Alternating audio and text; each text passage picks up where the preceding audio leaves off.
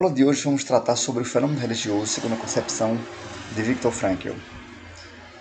Nessa perspectiva, Frankl considera o fenômeno religioso como um fenômeno especificamente humano e sempre como um objeto e não como uma posição.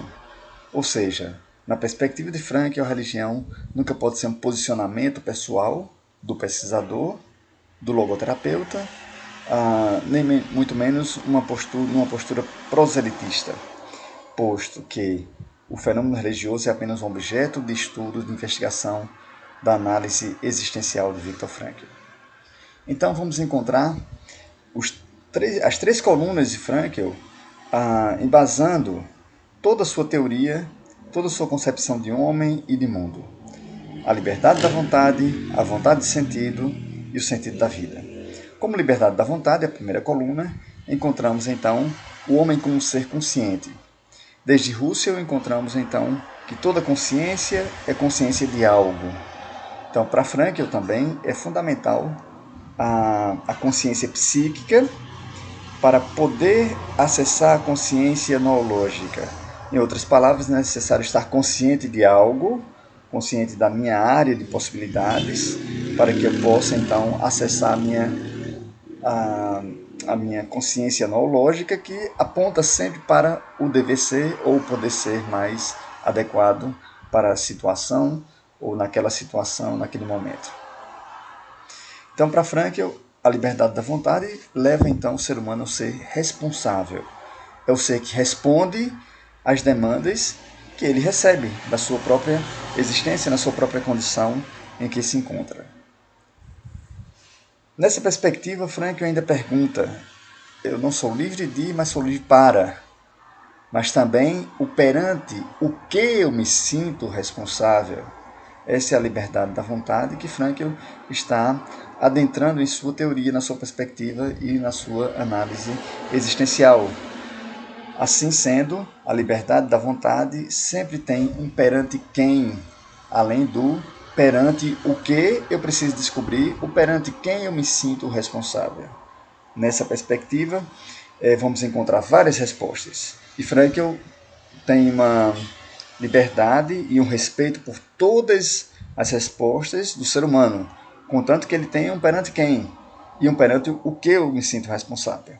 Então, perante quem pode ser perante alguém, um vivo ou um morto, perante a sua própria consciência, perante a sociedade ou perante o seu Deus.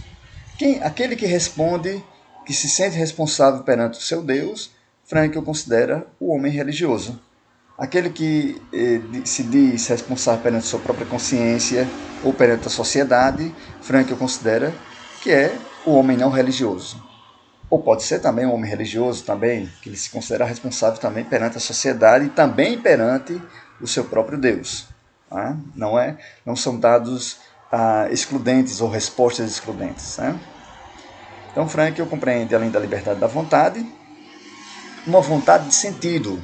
Aqui na vontade de sentido, Frankl vai compreender que há latente no ser humano, no espírito humano, um desejo e uma vontade de realizar sentidos na vida.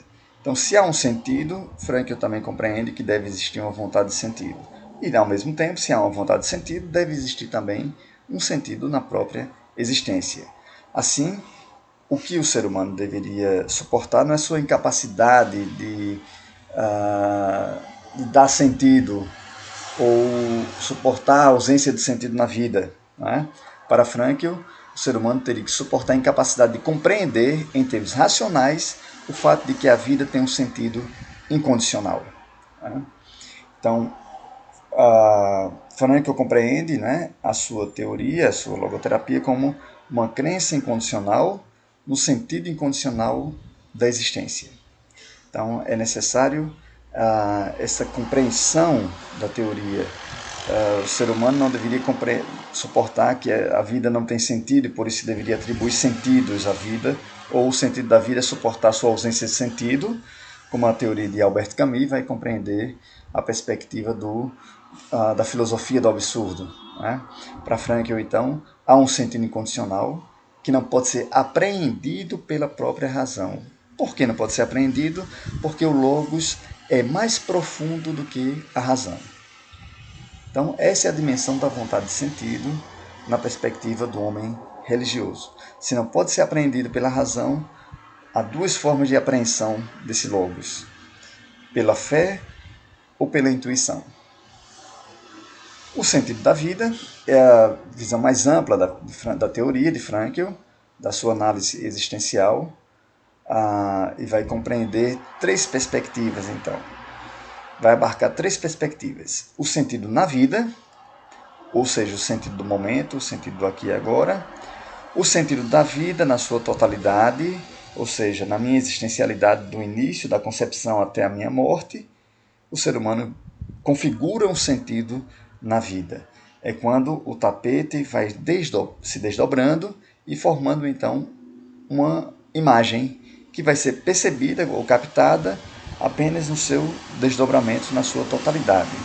Ou seja, quando o ser humano vivencia ou vive sua existência, no final da sua vida ele pode, então, apreender o sentido da totalidade da sua existência. Mas Frankl compreende que essas são perguntas humanas. O sentido da vida é uma pergunta humana, o sentido da vida é uma pergunta humana. Mas também é uma terceira pergunta especificamente humana, que é: há uma finalidade no universo? Aqui, então, o ser humano constituiu cosmovisões para tentar responder a essa grande pergunta do ser humano. Afinal, há um sentido mais amplo que não pode ser apreendido, apenas ter fé nesse sentido, que há uma finalidade no universo, né? E Frankl então pergunta: vocês têm certeza de que o mundo não é um ponto final na evolução do cosmos? Não é concebível que ainda haja uma outra dimensão possível, um mundo além do mundo humano? Um mundo em que a pergunta pelo sentido último do sofrimento humano encontraria uma resposta? Nessa perspectiva, Frankl compreende que esse mundo supra-humano ele não pode ser apreendido, ele é mais profundo, né? Assim como dimensionalmente estaríamos num nível diferenciado. Assim como os animais estão numa dimensão e o homem se encontra numa dimensão superior aos animais, e os animais não podem adentrar nessa dimensão humana, Frankl vai se perguntar: será que não existe também uma dimensão supra-humana, né?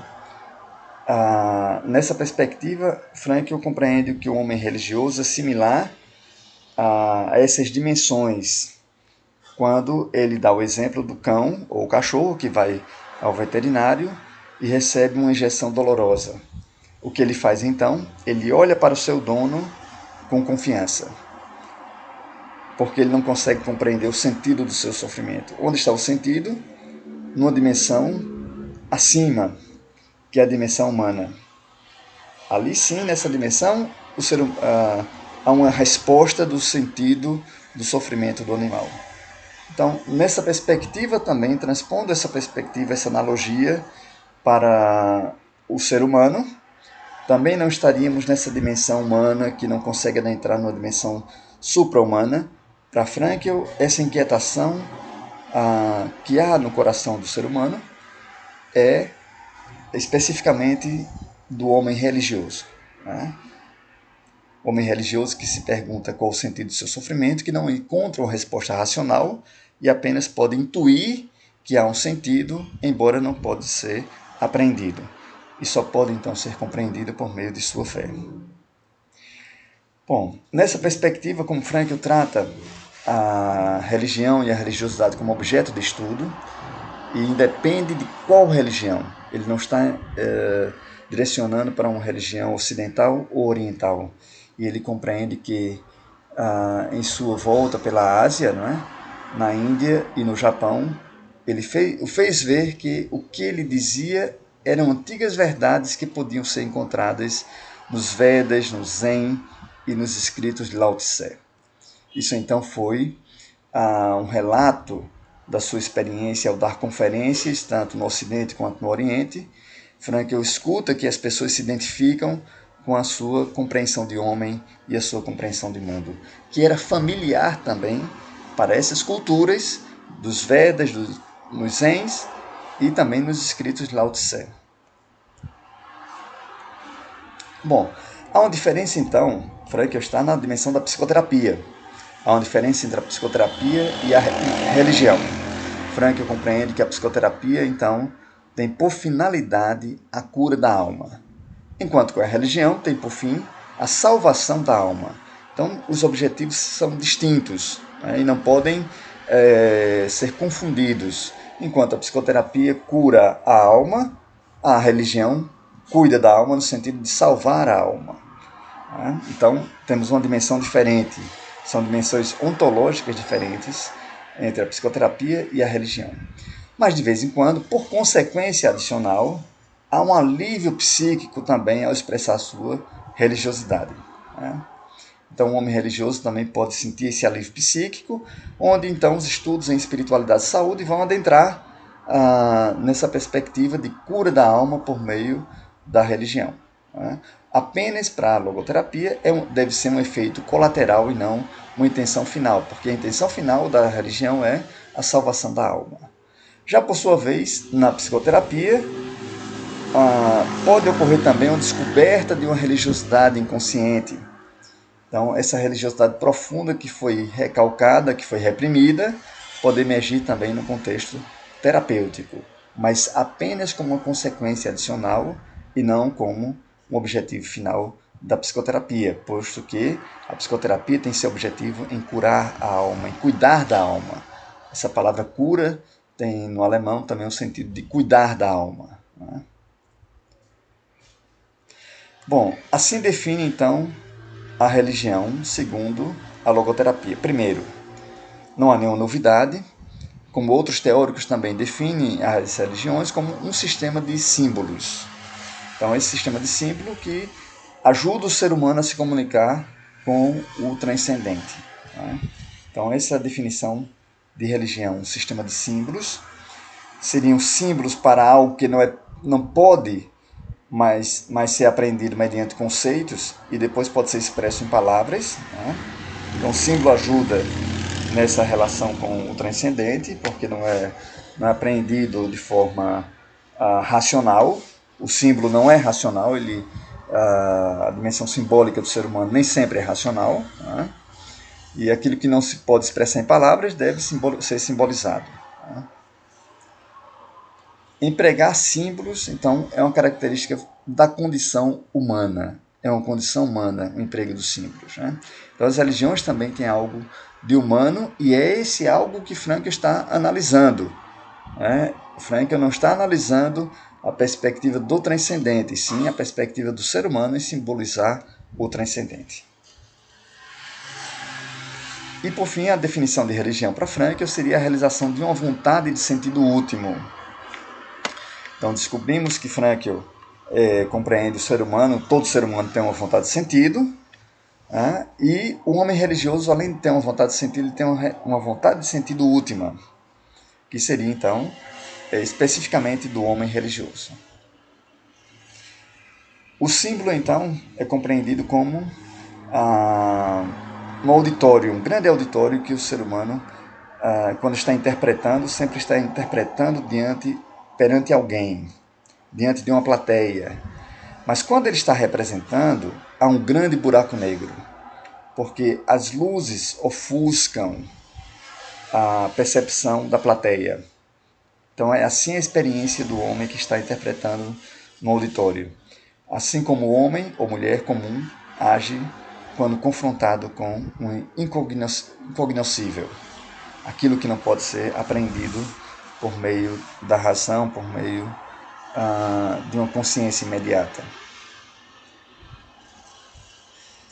Ofuscada pelo brilho das trivialidades do cotidiano, a pessoa preenche o grande buraco negro por meio dos símbolos.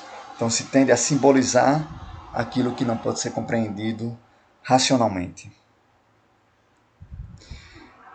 Nas religiões, então, o divino é geralmente simbolizado com o auxílio de algo que não é divino. É algo especificamente humano, pois os atributos divinos são e continuam sendo apenas características humanas e até demasiadamente humanas. Então, toda religião tem o seu símbolo, que é também produto do humano. Isso não significa reduzir a dimensão a teológica ou a dimensão religiosa do ser humano, né? Reduzir apenas a dimensão simbólica que é atribuída para o ser humano. O fato de simbolizar não significa que exista de fato o objeto que foi simbolizado. Então, Frankl não está apregoando nessa perspectiva nenhuma postura, apenas está compreendendo fenomenologicamente o homem religioso. A teoria do conhecimento, então, vai ajudar a gente a compreender essa perspectiva de Viktor Frankl. No conhecimento, há 3 elementos fundamentais para se pensar no conhecimento: o sujeito do conhecimento, o objeto do conhecimento e a imagem desse objeto. Então, pegando essa perspectiva para uma teoria do conhecimento religioso, podemos considerar, então, o homem religioso, aquele que apreende o luminoso sagrado ou seu Deus pessoal por meio de símbolos, mitos e ritos. Aqui é a dimensão puramente simbólica dessa relação do homem com um ser transcendente ou o supra-ser. Na dimensão do homem religioso, Frankl compreende, a partir de Wittgenstein, que acreditar em Deus significa dizer que há um sentido na vida. Essa era a compreensão do filósofo Wittgenstein, né? Então, Frankl também traz essa dimensão para o homem religioso. Acreditar em Deus significa dizer que a vida tem um sentido. E também Einstein, onde ele pergunta: tem um sentido a minha vida? A vida de um homem tem sentido? Posso responder a tais perguntas se tem um espírito religioso. Então, se todo ser humano procura um sentido, se todos nós perguntamos pelo sentido da vida, logo, todo ser humano tem um resquício dessa pergunta do homem religioso. Paul Tillich também falava, né? Ser religioso significa fazer a pergunta apaixonada pelo sentido de nossa existência. Assim, nessa perspectiva de Paul Tillich, todo ser humano basicamente seria religioso, porque todo ser humano faz a pergunta pelo sentido. Agora, o homem religioso é aquele que faz a pergunta apaixonada pelo sentido da nossa existência. A diferença seria essa. A pergunta apaixonada define-se, então, o homem religioso. A pergunta, por si só, define um homem como uma busca de sentido. Frankl, então, diz: na busca por um sentido último do ser, o homem depende muito mais da esfera emocional do que suas fontes intelectuais. Então, diante da pergunta sobre o sentido último da vida, se há um sentido mais amplo, se há um sentido que dá sentido a todos os outros sentidos, isso é uma resposta mais da esfera emocional do que da esfera racional. Ou seja, diante de um grande valor, o ser humano também se emociona. Essa é uma derivação, então, da perspectiva de Max Scheler. Frankl compreende que o sentido único de hoje é o valor universal de amanhã. E é desse modo que as religiões são criadas e os valores evoluem. Ou seja, aquela pessoa que intuiu um novo sentido e depois de intuir e abrir uma trilha, outras pessoas podem seguir essa mesma trilha. Então esses valores, esse sentido de hoje pode ser o valor de amanhã, porque esses valores vão sendo cristalizados na história da humanidade. E para Viktor Frankl é assim que se constitui uma religião. Então, para Frankl, o ser humano tem uma imagem simbólica. E ele utiliza 3 grandes figuras da cultura religiosa: Jesus, Maomé e Buda. São apreendidos, então, ou apreenderam por meio de uma imagem, intuíram, né, algo ou um objeto que transcende a intelectualidade e a racionalidade. A fé, então, para Frankl, seria definida como uma maneira de pensar da qual não se subtrai à realidade. Ou seja, a fé e a religiosidade não é uma alienação, mas uma maneira de pensar a qual se acrescentou a existência de um pensador.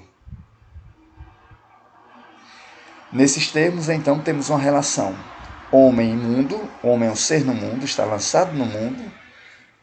O homem religioso compreende intuitivamente que além do mundo há uma transcendência ou um suprassentido, e o suprassentido pode ser definido como o sentido que dá sentido a todos os outros sentidos. Ou seja, o homem está no mundo, está em relação com algo ou alguém, com os sentidos na vida, e no suprassentido, então, podemos compreender algo dimensionalmente mais elevado. Bom, nessa relação homem-mundo, o ser humano busca sentido, apreende sentidos, porque o homem está colado no mundo, está enraizado no mundo, e além disso, o homem é um ser de transcendência. Ele sai da sua esfera para apreender a esfera dos valores e dos sentidos. A fé, então, permite o ser humano aprender ou intuir que há um sentido mais amplo, não é? Que Frankl chama de suprassentido. Essa é a dimensão do homem religioso. Como Frankl descreve fenomenologicamente, então, essa busca de sentido último por parte do homem religioso. Então, para Frankl, esse suprassentido é que dá o sentido, aquele que marca o compasso da existência do ser humano, atribuindo, então, dando, melhor dizendo, um sentido ao ser humano. Então, Frankl denominou de suprassentido.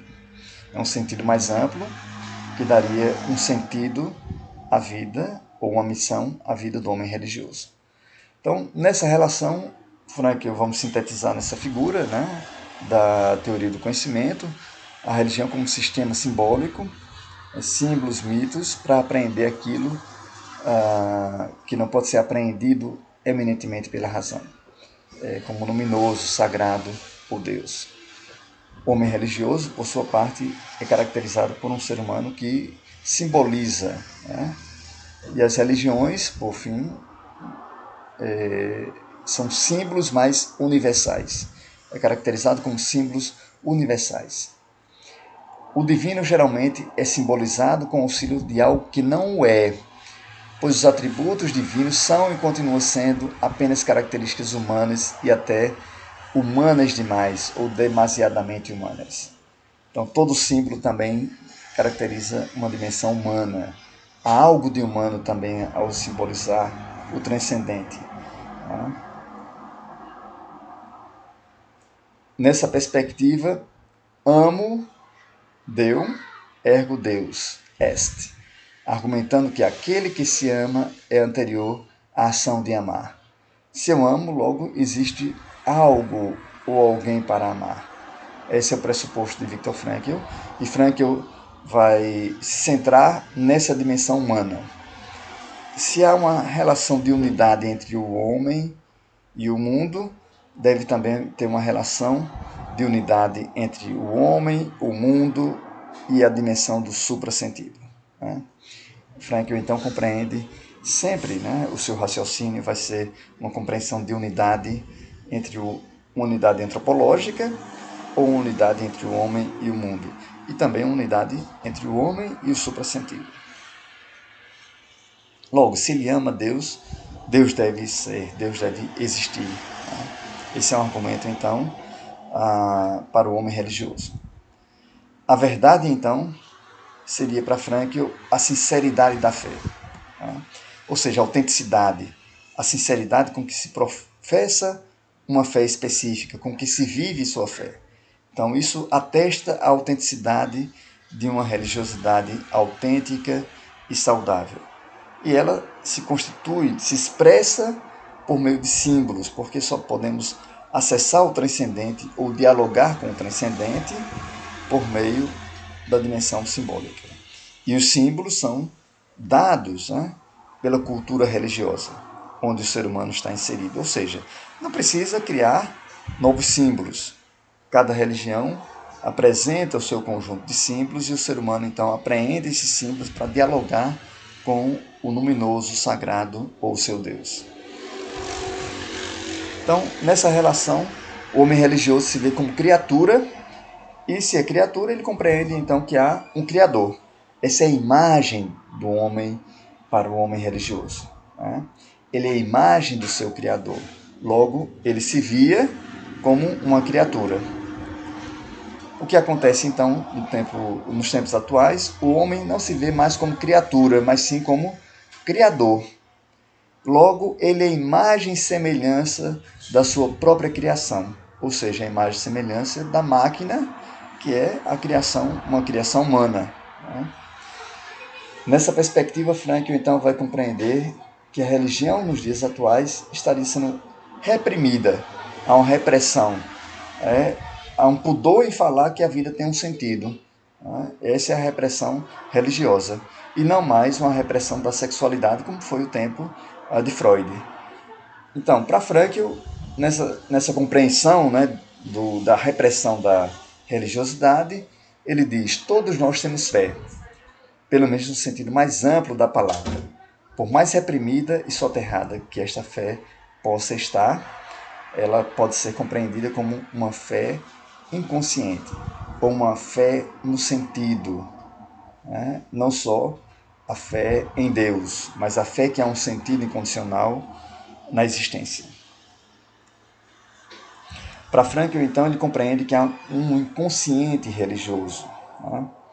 Então, Freud descobriu o inconsciente pulsional, Jung descobre o inconsciente coletivo, e Frankl está adentrando no inconsciente religioso de pessoas que têm sonhos religiosos, mas não são religiosas. Isso é o que impressiona Viktor Frankl. Ele compreende, então, que a religiosidade foi reprimida, está sendo reprimida nos dias atuais. E quando é reprimida a religiosidade, também pode desenvolver determinadas neuroses. E essa é a visão também judaica. Frankl, na sua cultura judaica, também leitor de Buber, né? E em Buber, no livro Eu Tu, encontramos essa passagem.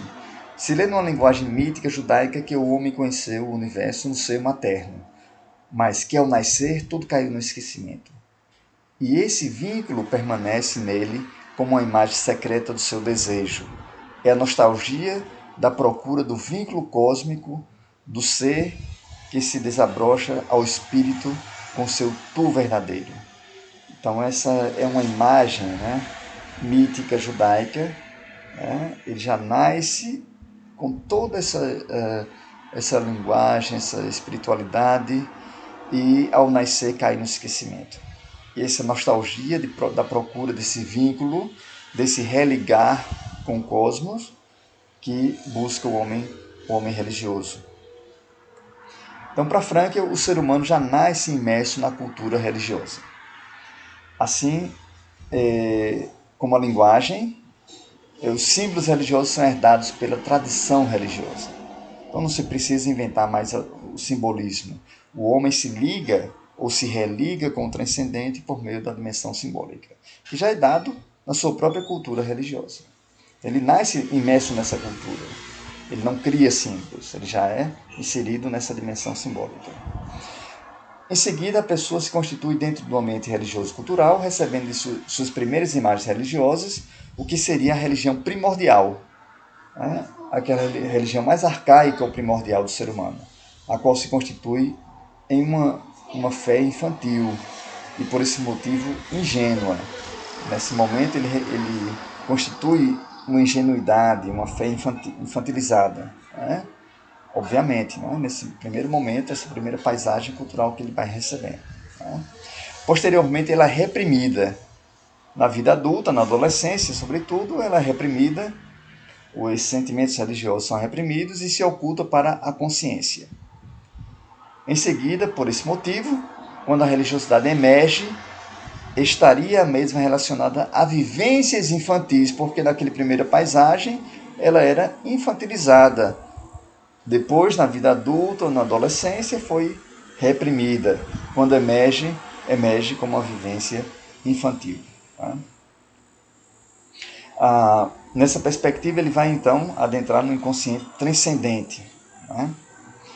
O inconsciente transcendente, para Frankl, não pode ser compreendido como que o divino esteja no todo, na totalidade, no sentido panteístico. Também não pode ser atribuído atributos divinos, como por exemplo a onisciência, a onipotência, porque o inconsciente não pode ser atribuído não ter essas características divinas. Né? O inconsciente nem tem essa característica panteístico, nem no sentido do atributo divino, ter atributos divinos da onisciência, onipotência e onipresença. Também o inconsciente transcendente não poderia ser interpretado como uma pulsão religiosa. Aqui há a crítica especificamente a um teórico, não é? Especificamente a Jung. Jung teria substituído o id de Freud por uma pulsão religiosa. Logo, o ser humano, se tivesse uma pulsão religiosa, ele não seria livre, não teria liberdade. Logo, sua religiosidade ou sua espiritualidade não seria autêntica, porque só é autêntica na medida em que o ser humano escolhe, e só é autêntica na medida em que o ser humano é um ser que decide perante o seu Deus. Então, 3 possíveis interpretações errôneas da formulação de um Deus inconsciente. No sentido panteístico, Deus habita no inconsciente, seria para Frank uma teologia diletante. No sentido ocultista, um saber inconsciente, ou seja, o inconsciente é onisciente, seria uma metafísica imediatista. E no sentido idificado, uma religiosidade instintiva, que acabaria no inconsciente arcaico, que é a crítica que Frankl então estabelece à teoria junguiana. Bom, em relação a Freud compreende a religião como uma neurose obsessiva do gênero humano. Na mesma forma que a neurose obsessiva da criança se origina no complexo de Édipo, no relacionamento com o pai. Ou seja, se para Freud, então, nessa perspectiva, a religiosidade seria, então, uma patologia, seria similar a uma neurose obsessiva. Logo, precisaria ser curada. E a cura seria aderir à cosmovisão científica. Então, Freud compreende, então, a religião, ou reduz a religião, melhor dizendo, como uma neurose. Frankl, por sua vez, compreende a expressão religiosa como uma expressão especificamente humana, ou seja, uma expressão autêntica. Claro que entre Freud e Frankl há um caminho intermediário que pode ser compreendido também, não é? Nem toda religiosidade é autêntica, né? E logo também nem toda religiosidade seria uma neurose. Né? Bom, Frankl compreende que a neurose obsessiva é que seria a religiosidade psiquicamente doente. Né? Ou pode, então, ser uma manifestação de uma religiosidade doente a partir de uma neurose. Né? A deficiência da transcendência vinga-se através de uma existência neurótica. Então, para Frankl, a ausência de religião pode gerar também, ou essa repressão, né? Não só a ausência, né? Mas a repressão religiosa pode gerar também uma neurose, ou se vinga por meio de uma neurose. Quando a fé é atrofiada, parece que ela se distorce e se desconfigura. Ela vira então uma superstição. Numa visão kantiana, a fé do ser humano, no sentido, é uma categoria transcendental. Né? Então, há uma compreensão que latente ao espírito humano, há uma crença incondicional, no sentido incondicional da existência, mesmo que ele seja desconhecido. Depois, o ser humano sempre já é um ser em função de um sentido, para Viktor Frankl, mesmo que seja desconhecido esse sentido. Ou seja, há uma sensação que na existência há um sentido, mesmo que ele não possa conhecer, porque o logos é mais profundo do que a razão. Há algo como um conhecimento prévio a respeito do sentido. Há uma compreensão ontológica pré-reflexiva. Esse conhecimento prévio, essa sensação que há um sentido, né? Que o ser humano já compreende de uma forma pré-reflexiva e não racional. A fé religiosa, então, seria uma fé no suprassentido, uma confiança no suprassentido e uma vontade no sentido último. Então, essa é a definição para Viktor Frankl, da fé religiosa. Frankl também vai compreender uma distorção também da religiosidade autêntica, né, como uma miopia religiosa. A miopia religiosa seria ver em Deus um ser que basicamente só pretende uma coisa, que o maior número de pessoas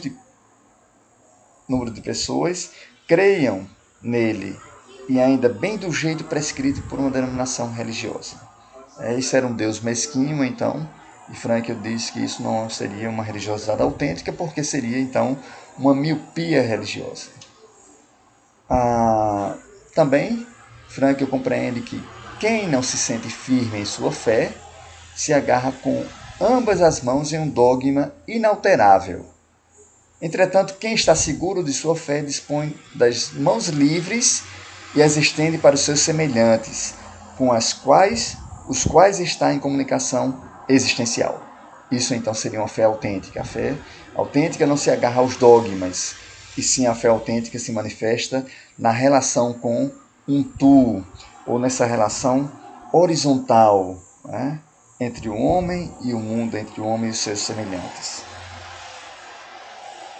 A revista Times, então, perguntou a Viktor Frankl: a tendência atual é de se afastar da religião?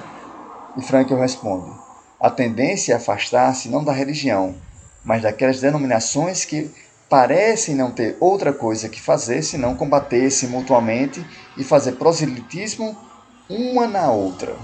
Então essa é a religiosidade inautêntica, ou a religião inautêntica. Então a tendência atual não é se afastar da religião, e sim desse tipo de religião que vai apregoar apenas o proselitismo e fazer combates e intolerâncias interreligiosas. E ainda a revista ainda pergunta: isso significa que mais cedo ou mais tarde haverá uma religião universal?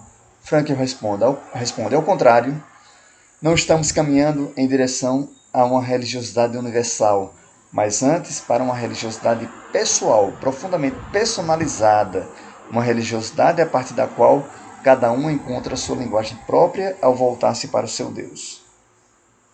Ou seja, Frankl está compreendendo, na terminologia moderna e atual, como sendo uma espiritualidade que diferencia de religiosidade e religião. E para finalizar, então, Frankl compreende que isso naturalmente nem de longe significa que não se terá ritos e símbolos em comum. Assim como existe uma multiplicidade de línguas, elas não deixam de ter um alfabeto comum.